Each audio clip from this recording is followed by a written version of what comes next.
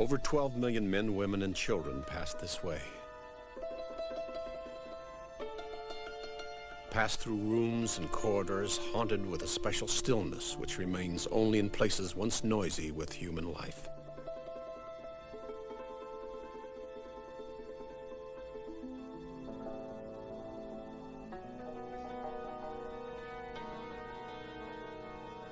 Here they bought tickets for 1,000 places in America.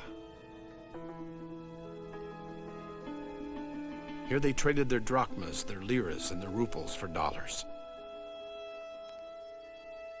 Here they sang their first American songs, experienced their first American Christmas and Hanukkah.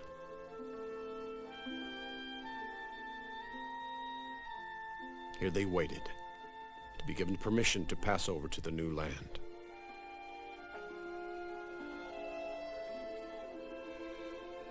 Tens of millions of us have relatives who came this way. Sat in this room, part of the largest human migration in history.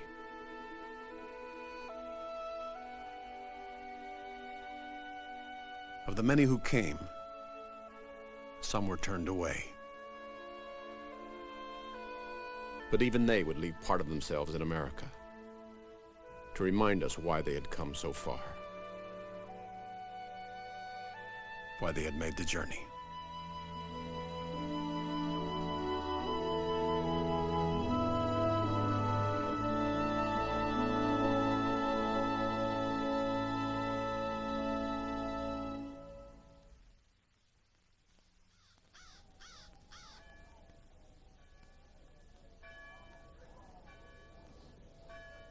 You never know how hard it was to leave her. That was the hardest thing I think I ever had to do. She said, if you leave, why, I don't ever want you to come back again. Long, hard life. What?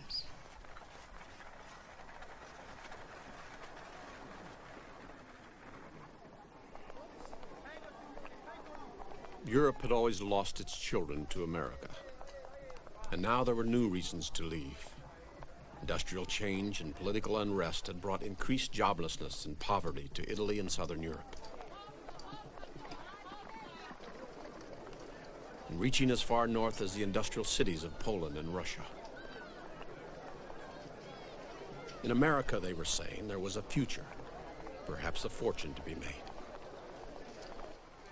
In the southern European ports of Naples, Piraeus, Trieste, and Constantinople, they gathered to board the ships to America. Some were birds of passage, leaving to seek work and return. Others with hopes to find at the end of the journey the good permanent life that awaited, they were told, 3,000 miles across the sea.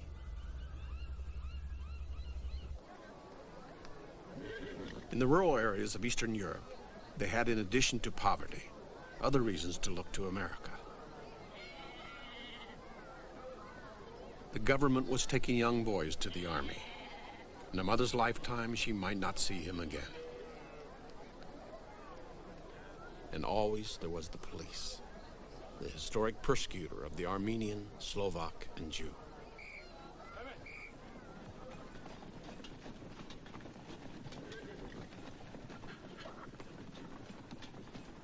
You know what I see now? I see the peasant with a wagon and hay to take me away. The whole town was around my wagon. Everybody came to say goodbye. I didn't know how to say goodbye. Poland, Russia, Romania, and everybody just wanted to get out of there.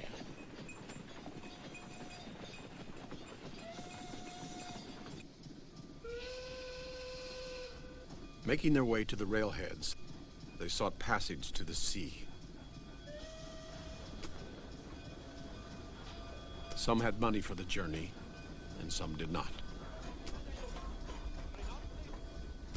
But turning back was seldom an alternative. I didn't pay no tickets. Get on a train and pray for luck. They carried us just like they would carry a load with a bunch of pigs. If you're gonna move a bunch of calves, a bunch of pigs, would you put them in a passenger car? That's the way they looked at us.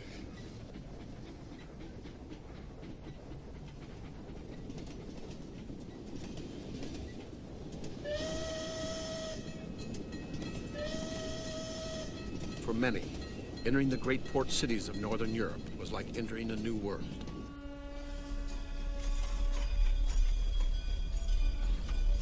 They had reached the sea, and the immigrant was now in the hands of the steamship company.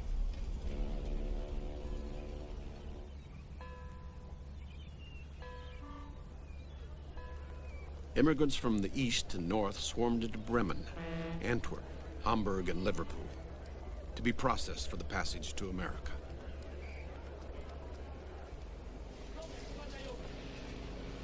They stood in line together, those who saw America as an adventure, those who saw America as a beacon of hope.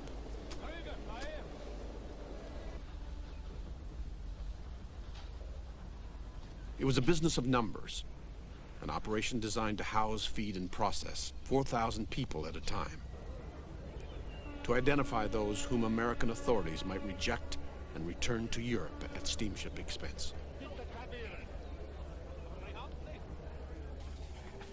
First thing they do with you is delouse you. Look, your hair all over. Your hair, if there was a knit in your hair, you'd have to have shampoo.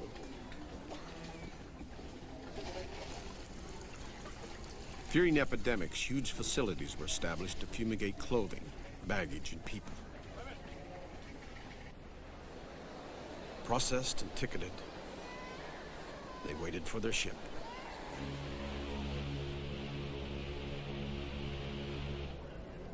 They boarded in many parts of Europe and in many kinds of vessels, most to New York and some to other ports.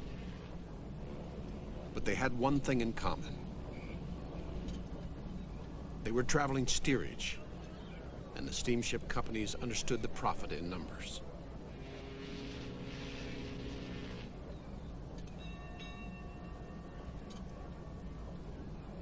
They began a journey that could last from a week to a month.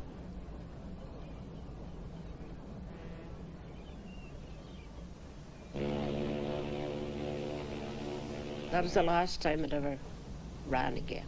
That was the last trip she made. She should have never made that one either.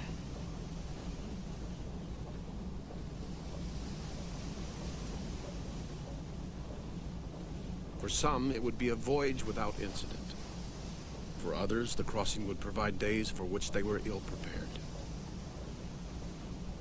They gave us a tin plate with a fork and a spoon, a cup of soup, and that much bread, 15 days.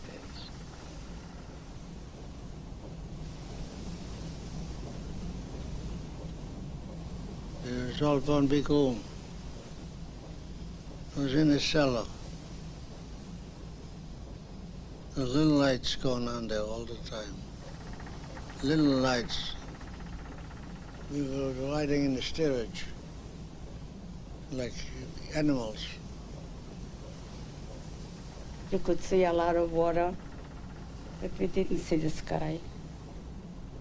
No sky.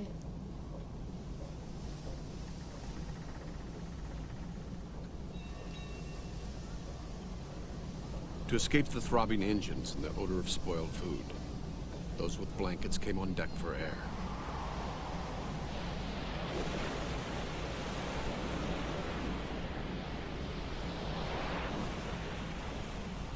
She was sick all the time. People didn't know where the toilets were, and so they'd use it. It was a terrible life.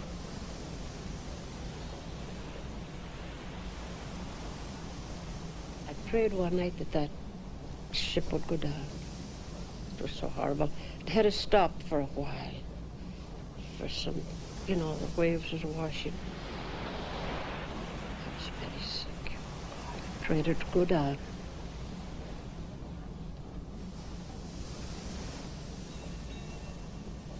There's only one thing in my mind. I wanted to get out of there and to come to America.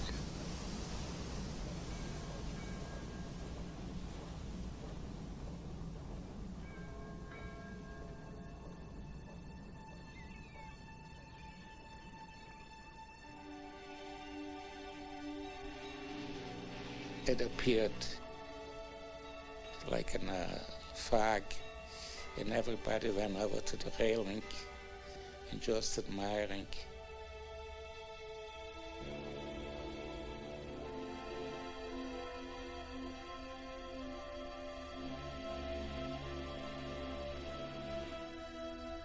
I thought I was in heaven.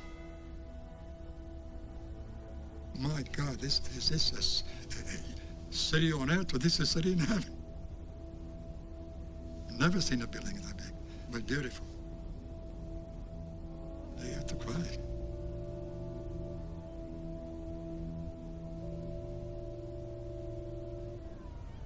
Everybody was just waiting to get off that, standing waiting to get off that ship.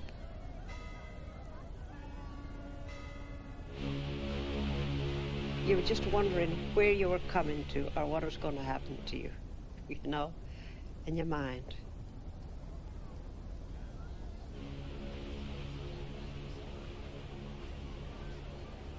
Still separated from the first class and cabin passengers who were processed by immigration officials on board, the immigrant from steerage waited yet another boat ride. This one from the Hudson River Pier to an island in the Upper Bay.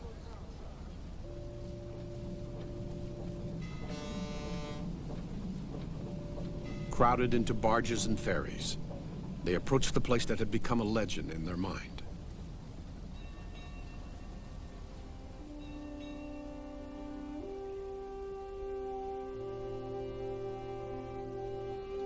I couldn't get my eyes on that.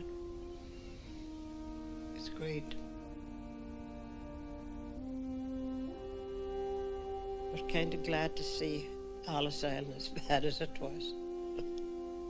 It was good to see any kind of land. It was. According to the houses I left in my town, this was like, like a whole city, that I almost felt smaller than I am.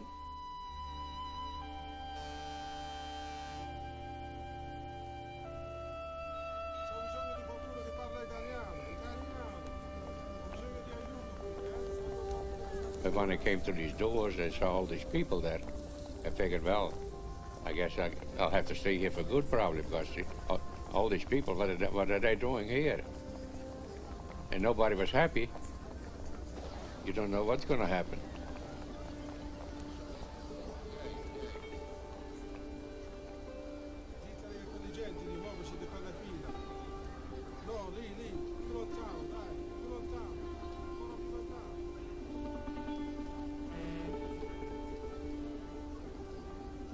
I had a coat and a dress and a pair of shoes. That's it. One suitcase I had with me. And about $50, I guess. My basket, my little basket, that's all I had with me. You were lucky to have the one.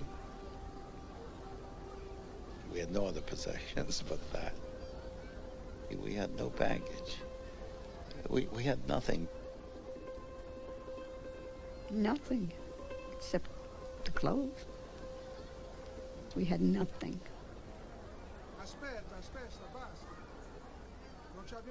Clinging to their possessions, they entered the great building and climbed the stairs.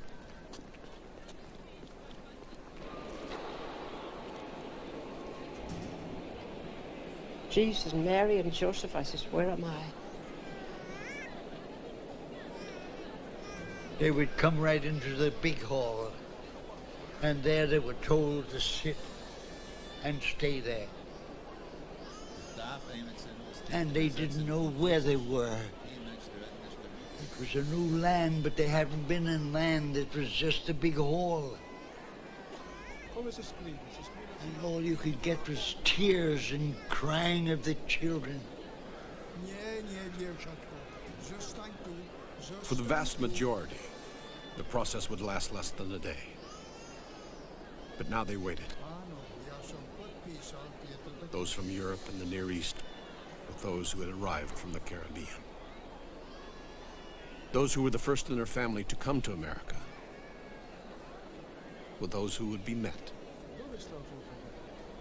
Those who came to make money and return with those who were determined never to return.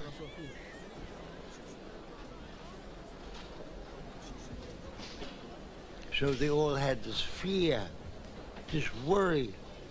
They were worried about police because they were always checked in the other countries. The word government frightened me. Government was tyranny. Government was officers who looked at you with a sense that they wanted to hate you or eliminate you. And the idea that there is democracy or that the policeman will help you was very new to me. As a policeman, to me, was someone who could cut my head off.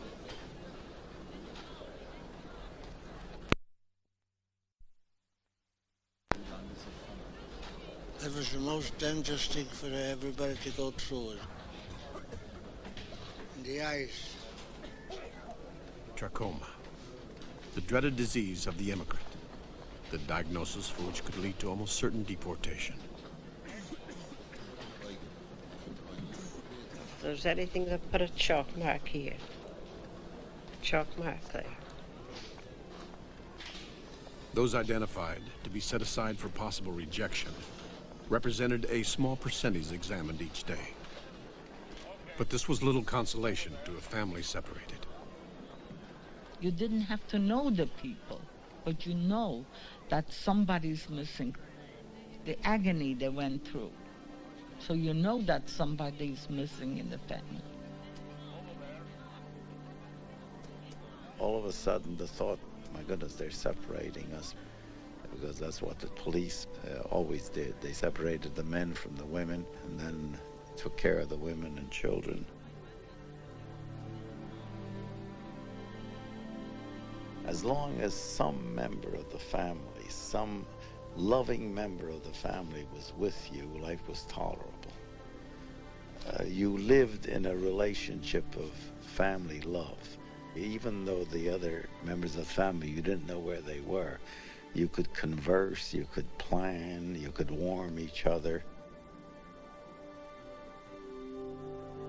I had a feeling that I'm left all alone. It's a terrible feeling.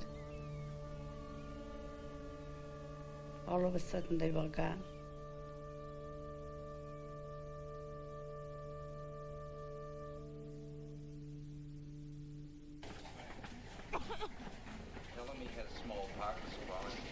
America did not want the burden of an unhealthy immigrant.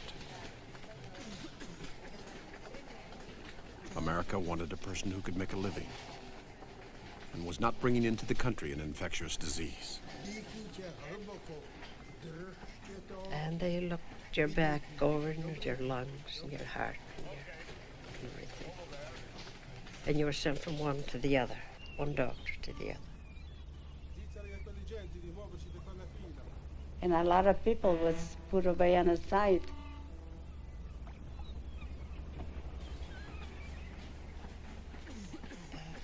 I wouldn't want to be sent back.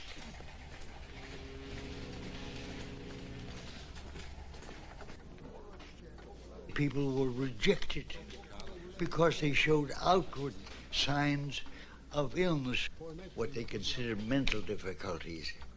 We didn't call it psychiatry. They called it neurology. And we said, we're sorry. And the ship that brought them had to take them back. That was a tragedy.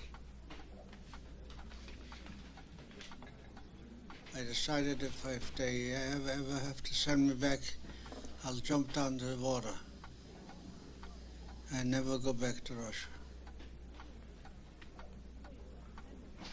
I never want to see it again.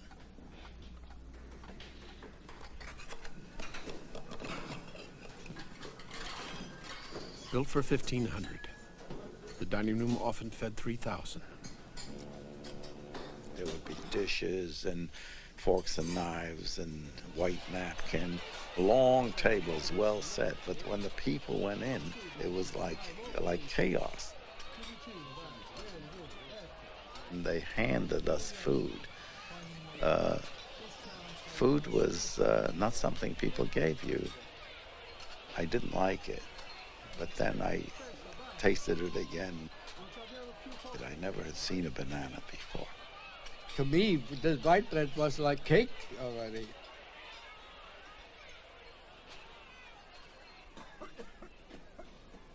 At night, Ellis served as a dormitory for thousands, waiting the new day.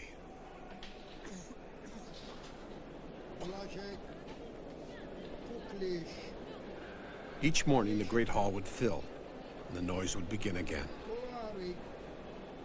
Hopefully, their papers were in order, a clean bill of health, a letter from a relative guaranteeing they would not become a public charge, proof that they were not a contract laborer or a dangerous alien.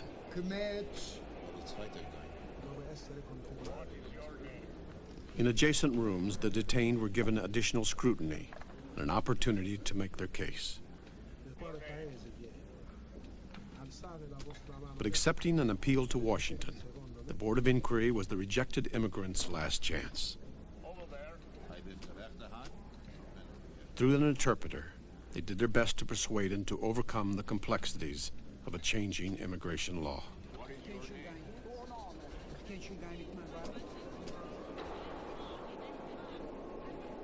But it was in the Great Hall where the vast majority faced their first and their last test. In his hand, the man at the registry desk held the ship's manifest. In his power, the right to interpret questions intended to identify those who should be let in or kept out.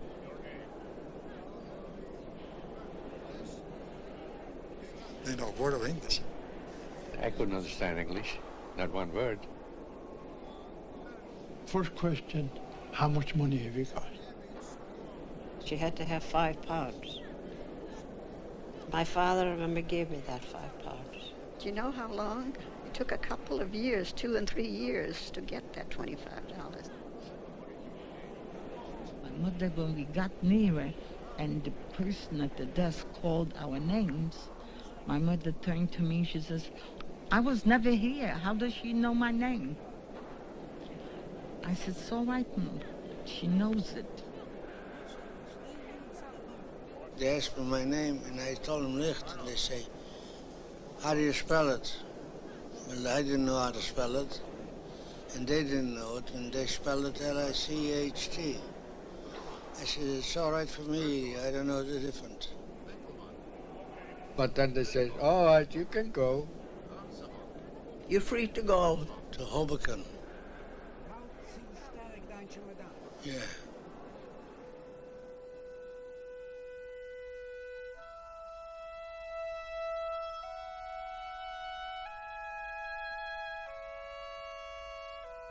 There would still be questions of what food to buy for the railroad trip to Chicago and the boat trip to Boston.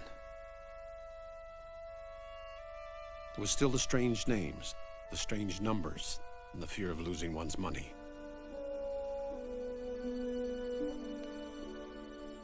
There was the process of buying a ticket to places with unpronounceable names like Pittsburgh, Hamtramck, and Keokuk. But those were details. The island had passed them through. The door to America had opened. It was as if God's great promise had been fulfilled. I'm going into a free land. I don't think I ever can explain that feeling that I had that time. There isn't such a thing to be explained. It came out of my system. It's over. It's not my native land, but it means more to me than my native land. It means more to me than my native land.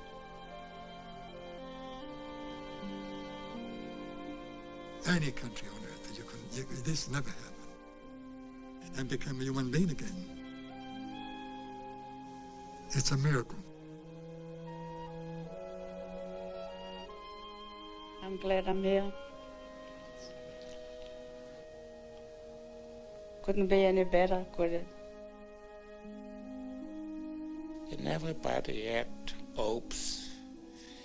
And one thing I was sure, and thousands like me, that the degradation, the abuse, and the privation that we had in Europe, we wouldn't have here. Oh, God, yes. Hoping for centuries